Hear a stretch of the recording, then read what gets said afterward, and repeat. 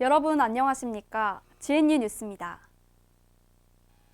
요즘 혼자 밥을 먹거나 혼자 영화 보는 사람을 곳곳에서 볼 수 있는데요. 이들을 지칭하는 신조어까지 나오고 있습니다. GBS가 알아봤습니다. 한 끼로 제격인 한상 차림, 말끔한 외형의 남자. 다른 이의 시선은 의식하지 않고 이어폰 속 음악에 심취한 이 남자는 혼자입니다. 화제를 모았던 드라마의 한 장면입니다. 다른 사람들과 모여 생활한 일상을 혼자만의 일상으로 바꾼 사람들, 즉 나홀로족이 주인공인 드라마, 예능이 나올 만큼 1인 가구 수가 매년 증가하고 있습니다. 1인 가구가 늘면서 새로운 경제 유형이 생겼는데요. 이른바 일코노미, 혼자를 뜻하는 숫자 1과 이코노미가 합쳐진 신조어입니다. 혼자 밥을 먹고 혼자 공부하는 나홀로족을 대학에서도 쉽게 찾아볼 수 있습니다. 취업 준비로 바쁘거나 자신만의 시간을 즐기기 위해 혼자 생활하는 대학생도 일코노미의 등장에 한몫하고 있는 겁니다. 저 혼자 밥을 먹으면 제가 먹고 싶은 메뉴를 먹을 수 있고 또 제가 밥 먹는 속도가 좀 빨라서 친구들하고 밥 먹는 속도를 맞춰야 할 때가 좀 많아요. 근데 그렇게 봤을 때는 혼밥하는 게 좀 편하다고 생각이 돼요. 이에 따라 주변 곳곳에서 1인 가구를 위한 곳이 많아지고 있습니다. 한 사람이 들어가기 제격인 코인 노래방 수가 증가하고 있고 커피 전문점과 음식점에선 1인 손님을 위한 바 형태의 긴 테이블을 배치하는 추세입니다. 요즘에 혼자 오시는 분들이 많아가지고 이렇게 손님들 오실 때 혼자서 드시기 편하게 바 테이블 이렇게 마련해놨습니다. 1인 가구를 겨냥한 다양한 상품과 서비스도 나오고 있습니다. 특히 편의점에서 혼밥 쪽이 가장 많이 찾는 도시락, 컵밥 등은 종류가 다양해지고 질도 높아졌습니다. 기존의 제품을 한 명이 먹기 좋게 소포장한 제품도 쉽게 찾아볼 수 있습니다.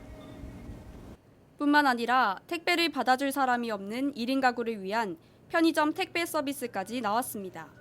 각종 유통업계에서 차별화된 마케팅 전략을 세우고 있는 겁니다. 새로운 소비 주체로 떠오른 나홀로족, 소비 패턴에 변화의 바람을 가져오고 있습니다. GNU 뉴스 고혜주입니다. 멘토하면 어떤 사람들이 떠오르나요? 유명한 운동선수나 성공한 사업가 등 좀처럼 만나기 힘든 분들이 떠오를 텐데요. 그런데 이번 겨울방학엔 우리 대학 학생들이 멘토가 됐다고 합니다. 멘토가 된 학생들을 서유정 기자가 만나봤습니다. 수학 문제집 한 면이 문제풀이로 가득 찼습니다. 고등학생들의 수학 멘토로 나선 유효진 학생은 아침부터 멘티들을 만날 준비가 한창입니다. 우리 대학에선 대학생들의 리더십 강화를 위해 매년 대학생 멘토링 프로그램을 진행합니다. 올해도 유효진 학생을 비롯한 11명의 우리 대학 학생이 GNU 지역 내리사랑 멘토링 프로그램을 통해 고등학생들의 멘토로 나섰습니다. 경남 지역 고등학생 27명을 대상으로 한 이번 프로그램에서 이들은 학생들의 생활 및 교과 지도를 담당합니다. 교과 지도에선 각 3명의 멘토가 스마트 기기 사용 등 저마다 다양한 방법으로 수업을 진행합니다. 또 발표나 조별 활동을 통해 멘티들의 적극적인 참여를 유도하기도 합니다. 시작할 때 엄청 떨렸거든요. 항상 배우는 입장에서 항상 수업만 듣고 하다 보니까 근데 직접 이렇게 가르쳐 보니까 느낌도 다르고 어떻게 가르쳐야 되는지 생각 한 번 더 하게 되고 되게 색다른 경험이었던 것 같아요. 우리 대학 학생들이 고등학생들의 멘토만 되는 것은 아닙니다. 우리 대학 신입생들의 기초 역량 증진과 대학생활 조기 적응을 위한 뉴스타트 GNU. 올해로 4회째를 맞은 이 프로그램엔 매년 20명의 우리 대학 학생들이 신입생 130여 명의 멘토가 됩니다. 이들은 멘티들과 3주간 함께 생활하며 학교 곳곳을 소개해주고 생활 지도를 담당합니다. 또 멘토, 멘티 세미나를 통해 대학 생활에 필요한 조언을 주기도 합니다. 이제 개강을 하게 되면 직접 얼굴을 뵙게 되는 선배님들과 오랜 시간 동안 지내면서 이 경산대학교에 숨어있는 꿀팁이라든지 아니면 많은 정보들을 얻을 수 있는 계기여서 굉장히 좋았습니다. 이 외에도 멘토와 멘티가 함께하는 특기적성 수업과 지역 탐방을 통해 서로 공감대를 형성하기도 합니다. 대학생 멘토들과 함께한 특별한 수업, 멘토와 멘티 모두에게 잊지 못할 겨울방학이 되길 기대합니다. GNU 뉴스 서혜정입니다. 다음은 GNU 뉴스 주요 단신입니다. 대호테크 정영화 대표이사가 경상대 발전기금 1,000만 원을 출연했습니다. 이 발전기금은 공과대학 제어계측공학과와 지능형 메카트로닉스 공학과 학생들의 장학금으로 사용될 예정입니다. 국립경상대학교 산학협력선도대학 육성사업단은 지난 13, 14일 이틀 동안 2016년 우수산학협력협의회 연합 워크숍을 개최했습니다. 이번 워크숍에서는 링크플러스 사업 계획 수립을 위한 산학상생발전 방안을 협의하고 2017년 정부 지원 R&D 사업 및 지역특화 산업 현황에 대한 특강을 마련했습니다.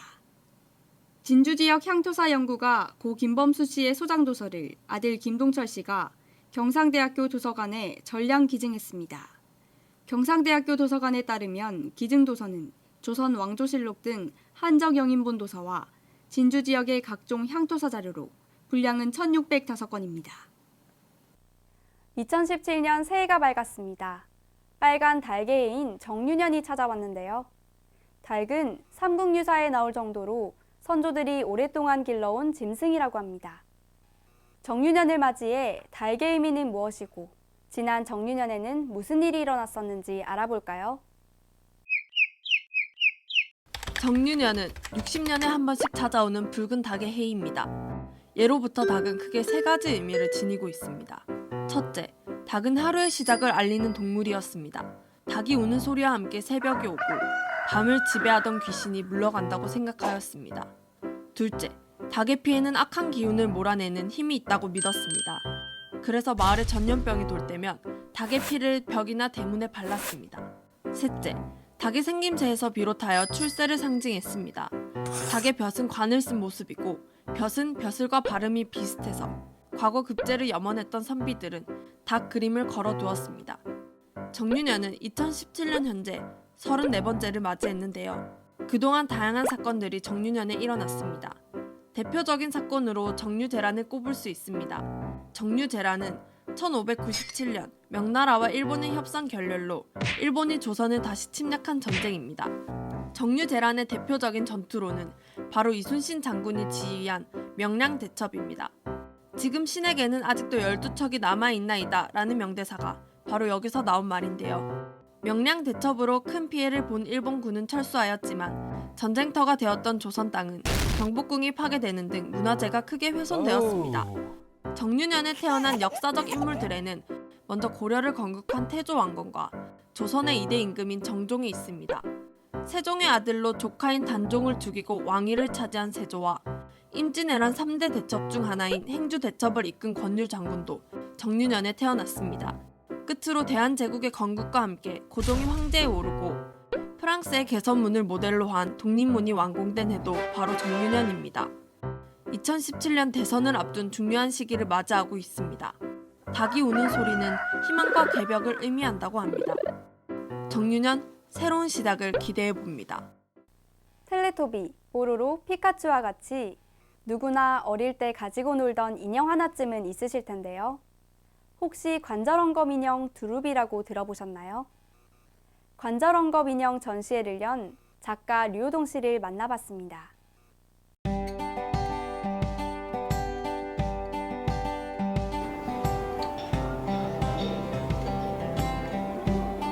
반갑습니다.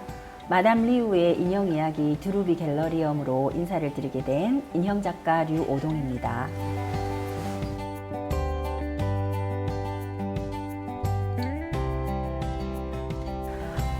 관절헝겊 인형은 인형의 어떤 그 손, 그다음 아래팔, 위팔, 그다음 발, 다리들을 이렇게 분리해서 연결을 해서 만들었기 때문에 관절이 움직여서 제가 관절헝겊 인형이라고 이름을 붙였습니다.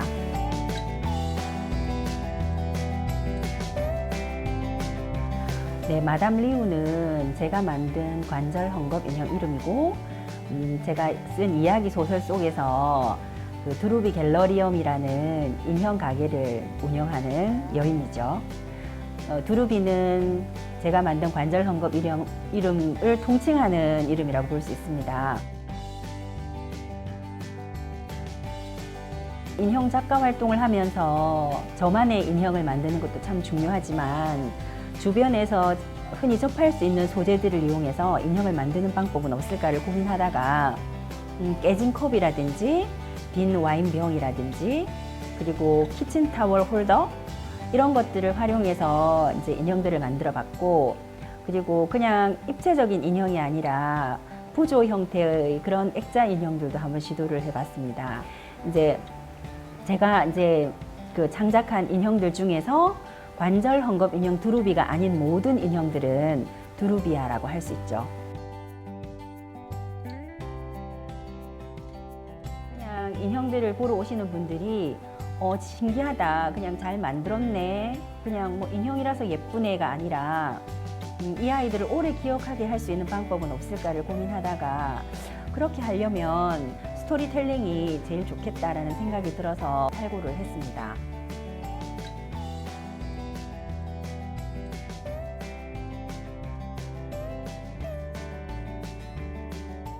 방학이 절반쯤 지났습니다.